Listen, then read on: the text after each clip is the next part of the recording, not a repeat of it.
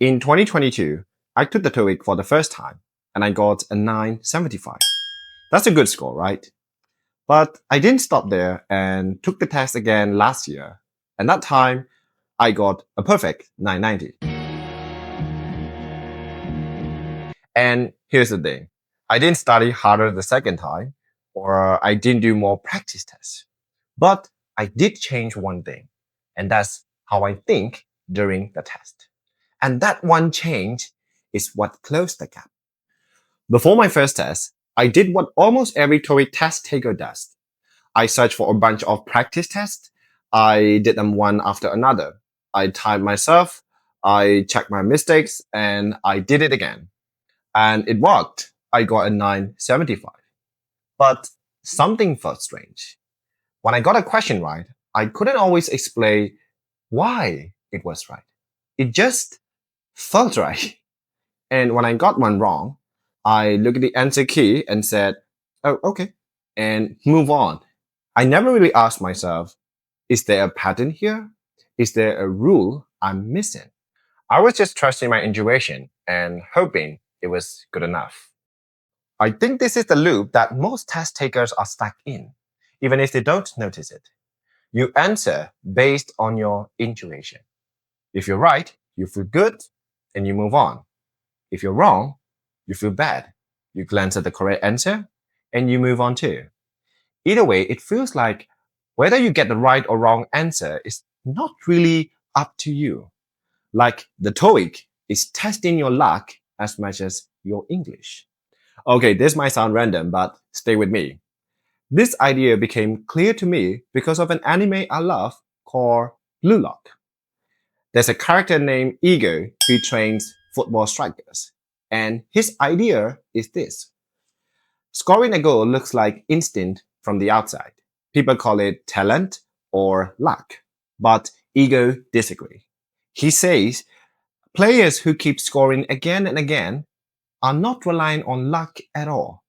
They've broken the goal down into a formula, a clear, repeatable set of steps.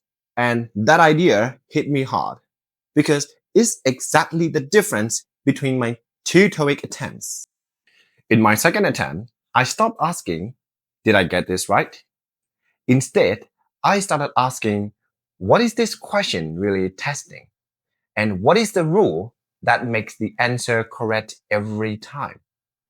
So for every part of the test, listening and reading, I went question by question and look at three things.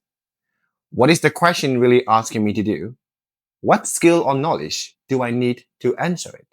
And what mistakes do I usually make on this exact type of question? Once I understood that, answering questions wasn't a guess anymore. Getting the answer right stopped feeling like luck. It felt like something I could control. Let me show you what I mean instead of just talking about it. Here's a typical Part 5 question. If you rely on your intuition, option A, submits, or option D, submitted, might feel correct. Your brain thinks Tom is one person, so it should be Tom submits.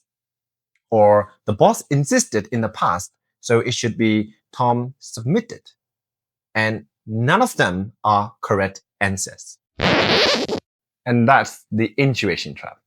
But here's the formula. Let's look at the word insisted.